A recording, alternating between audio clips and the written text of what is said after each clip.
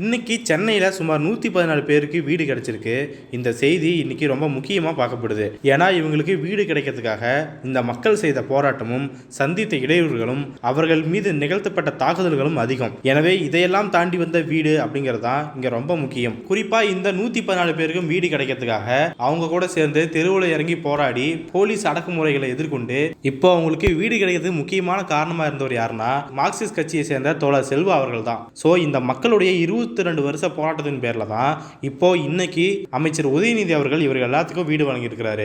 இதோடைய பின்னணியை பற்றி பார்க்கும்போது சென்னை ரிப்பன் மாளிகை பக்கத்தில் சுமார் 60க்கும் மேற்பட்ட குடும்பங்கள் கடந்த 2002 வருஷம் நேரு ஸ்டேடியத்தில் ஆசிய விளையாட்டு போட்டிகள் நடக்கிறதுக்காக அங்கிருந்து அப்புறப்படுத்தப்பட்டாங்க. இந்த குடும்பங்கள் தான் கண்ணப்ப தியேட்டர் பகுதியில் கைவிடப்பட்ட மாநகராட்சி கட்டடத்தில் தங்க வைக்கப்பட்டிருந்தாங்க. அன்னையிலிருந்து இன்னைக்கு வரைக்கும் அந்த கட்டடத்தில் அடிப்படை வசதிகளே இல்லாமல் அந்த மக்கள் வாழ்ந்துட்டு வந்திருக்கிறாங்க. இது பற்றி பல்வேறு புகார்கள், பல்வேறு மனுக்கள், செய்தி வெளியிடுறது அப்படின்னு பல்வேறு செயல்பாடுகள் நடந்திருக்கு. ஆனாலும் இதுக்கு முறையான தீர்வு கிடைக்காம தான் இருந்திருக்குது. ஸோ அதுக்கடுத்து 2022 ஆண்டில் இந்து தமிழ் திசை நாளிதழில் ஒரு செய்தி வெளியாக இருந்தது. அதை தொடர்ந்து தான் அங்க 114 பயனாளி குடும்பங்கள் அடையாளம் காணப்பட்டிருக்கிறாங்க.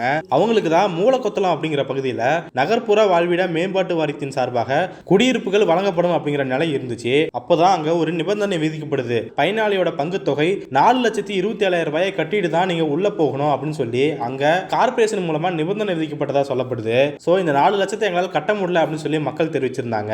இலவசமாக வீடு வழங்கணும் அப்படின்னு சொல்லி சாலை மறியல் போராட்டமும் நடத்தினாங்க. இந்த போராட்டத்தில் தான் மக்கள் தங்களுடைய துயரங்களை வெளிப்படுத்தியிருந்தாங்க. தோழர் செல்வா அவர்கள் இந்த போராட்டத்தை ஒருங்கிணைச்சு மக்கள் சார்பாக முன்னின்று போராட்டம் நடத்திட்டு இருந்தாரு. ஆனால் காவல்துறையினர் இந்த போராட்டத்தை ஒடுக்கியிருந்தாங்க.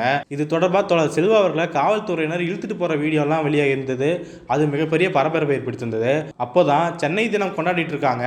ஆனால் இங்க கண்ணப்பர் பார்த்தா சென்னை மக்களுக்கு இடம் இல்லாமல் போராடிட்டு இருக்காங்க. இது என்ன நியாயம் அப்படிங்கிற கேள்விகளை பலரும் முன் வச்சிட்டு இருந்தாங்க. சோ இந்த போராட்டம் பெரிய அளவுக்கு வெளியே தெரிய ஆரம்பிச்சது. தொடர்ந்து தோழர் செல்வா அவர்களும் மக்களும் மாநகராட்சி நிர்வாகிகள், எம்எல்ஏக்கள், அமைச்சர் சேகர் பாபு அப்படின்னு எல்லாரையும் சந்திச்சு மனு கொடுத்துருக்காங்க, கோரிக்கை வச்சிருக்காங்க. அதை தொடர்ந்து தான் இப்போ பயனாளி பங்கு தொகையில 3/2 பங்கை மாநகராட்சியை செலுத்திடும் அப்படின்னு சொல்லியிருக்காங்க. அந்த 1/3 பங்கை மட்டும் மக்கள் செலுத்தினா போதும் அப்படிங்கிற அறிவிப்பை வெளியிட்டு இருந்தாங்க. மேலும் அந்த தொகையுமே நகர்ப்புற வாரியமே வட்டியில்லா கடனா கொடுக்கும் அப்படின்னு சொல்லியிருக்காங்க. அந்த 1/3 பங்கு தொகையை 20 வருஷங்களுக்கு நீங்க கட்டிக்கலாம் அப்படின்னு சொல்லியிருக்காங்க. சோ இந்த நிலையில தான் இந்த 114 பயனாளிகளுக்காக வீடு ஒதுக்கீட்டு ஆணை வழங்கும் நிகழ்ச்சி கண்ணப்பர் திடல்ல இன்னைக்கு நடைபெற்றது. இந்த நிகழ்ச்சியில கலந்துகிட்ட விளையாட்டுத்துறை அமைச்சரான உதயநிதி அவர்கள் இந்த ஆணைகளை 114 பயனாளிகளுக்கும் வழங்கியிருக்கிறாரு. சோ மக்களுடைய போராட்டம் தான் இந்த வெற்றிக்கு காரணம் அப்படின்னு சொல்லி பலரும் சொல்லிட்டு இருக்காங்க. குறிப்பா தோழர் செல்வா அவர்கள் கொடுத்த பேட்டி அப்படிங்கிறது இன்னைக்கு உணர்வுபூர்வமான பேட்டியா பார்க்கப்படுது. 22 ஆண்டுகளாக மனிதர்கள் வாழ்வதற்கு தகுதியற்ற ஒரு கட்டடத்துல நூற்றுக்கணக்கான மக்கள் வசிக்க வைக்கப்பட்டனர்.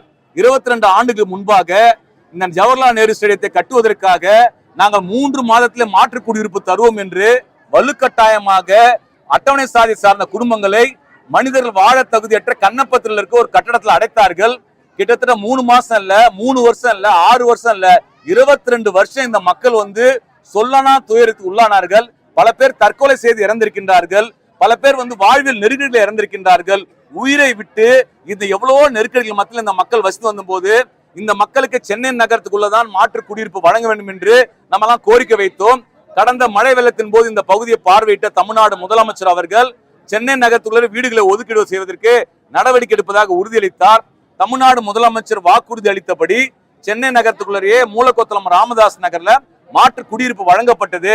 அந்த மகிழ்ச்சியை கொண்டாடலாம் நினைக்கும் போது பாத்தீங்கன்னா கார்பரேஷன் என்ன சொல்லிட்டாங்கன்னா புது வீட்டுக்குள்ள போனா ஒவ்வொருத்தரும் 4.5 லட்சம் ரூபாய் பணம் கட்டணும்னு சொல்லிட்டு ஒரு புதிய விதியை சொன்னாங்க.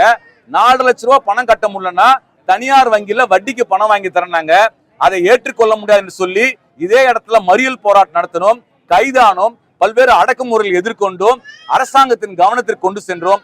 அதன் பிறகு சென்னை மாநகர ஆணையர், இந்து சமய அறநிலையத்துறை அமைச்சர் மாண்புமிகு சேகரபாபு அவர்கள், இந்த தொகுதியினுடைய சட்டமன்ற உறுப்பினர்கள், பல்வேறு அதிகாரிகள் எல்லாம் எங்கள் அதிகாரிகள் மத்தியில் எங்களுக்கு கோரிக்கையை கொண்டு போனோம்.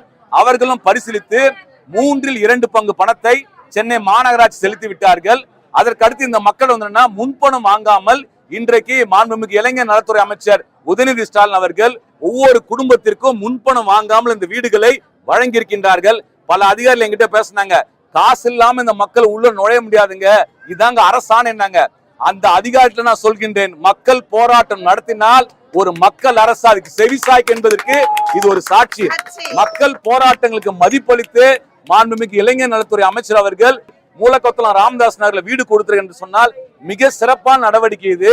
உண்மையிலே உதயநிதி ஸ்டாலின் அவர்கள் கலைஞர் அவர்கள் எந்த திட்டத்தை 70 கொண்டு வந்தாரோ அந்த திட்டத்தின் அடிப்படையில் இந்த வீடு ஒழுக்கப்பட்டிருக்கின்றது. இதுதான் தமிழ்நாடு முழுக்க பரவலாக்கப்பட வேண்டிய ஒரு திட்டம். உண்மையிலே கலைஞர் இருந்தால் இன்னைக்கு சந்தோஷப்பட்டிருப்பார். கலைஞர் மகிழ்ச்சி அடையக்கூடிய வகையில உதயநிதி ஸ்டாலின் அவர்கள் வீட்டு அரசாணை வழங்கியிருக்கின்றார்கள்.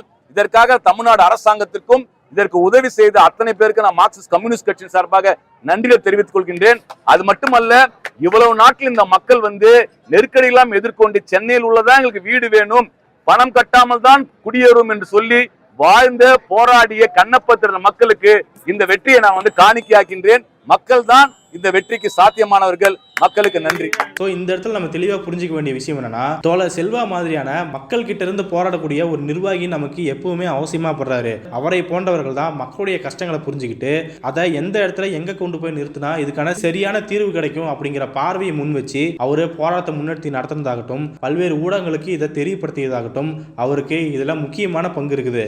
இவரை போன்ற தோழர்களை மக்கள் பிரதிநிதிகளா, அதாவது ஆட்சி அதிகாரம் மிக்க எம்எல்ஏ எம்பி போன்றவர்களா மாத்தினா அவர்கள் சார்ந்த மக்களுக்கும் சரி, சமூகத்துக்கான அவருடைய பங்களிப்பு அப்படிங்கிறதும் சரி தொடர்ந்து மென்மேலும் அதிகரித்து கொண்டே இருக்கும் அப்படிங்கறதா நம்ம புரிஞ்சிக்கூடிய விஷயமா இருக்குது.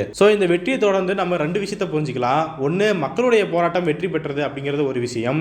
இன்னொன்னு, மக்களுடைய கோரிக்கைக்கும் குரலுக்கும் இந்த அரசு செவி சாய்த்திருக்கிறது அப்படிங்கறதா இங்க முக்கியமா பார்க்கக்கூடிய விஷயமா இருக்குது.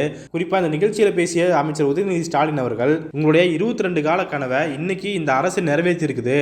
ஒவ்வொரு மனிதனுக்கும் இருக்க இடம், உண்ண உணவு, உடுத்த ஆடை அவசியம். திமுக பொறுத்த வரைக்கும் சொல்வதை செய்யும் இயக்கம். அடுத்த மழை வரத்துக்குள்ள உங்களுக்கு வீடு கொடுக்கப்படும் அப்படின்னு முதல்வர் சொல்லியிருந்தாரு.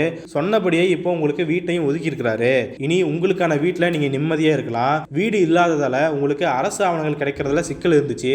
இனிமே ஆவணங்கள் எளிதாக கிடைக்கும். பயனாளி பெற்றோர்கள் தங்களுடைய குழந்தைகளுக்கு கல்வியை கொடுங்க, அவங்கள பள்ளிக்கு அனுப்புனா போதும், மற்றதை முதல்வர் பார்த்துக்குவாரு அப்படிங்கிற விஷயத்த சொல்லியிருக்கிறாரு.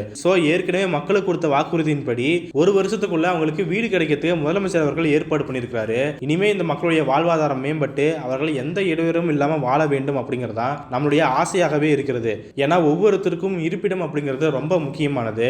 அந்த இருப்பிடத்தை தன்னுடைய 22 வருஷ கால போராட்டத்தின் மூலமா இந்த மக்கள் வென்று இருக்கிறாங்க அப்படின்னு தான் சொல்லணும். இன்னொரு முறை போராட்டம் நடத்திய அந்த மக்களுக்கும் உடன் நின்று போராடி வென்ற தோழர் செல்வா அவர்களுக்கு நம்மளுடைய வாழ்த்துக்களை தெரிவிச்சுக்குவோம். மக்களுடைய குரலை கேட்டு அவங்களுடைய வாழ்வாதாரத்தை உறுதிப்படுத்தின முதலமைச்சர் அவர்களுக்கும் இப்போ அவங்களுக்கு வீடு வழங்கி இருக்கிற அமைச்சர் உதயநிதி ஸ்டாலின் அவர்களுக்கும் நம்மளுடைய நன்றிகளை தெரிவிச்சுக்குவோம்.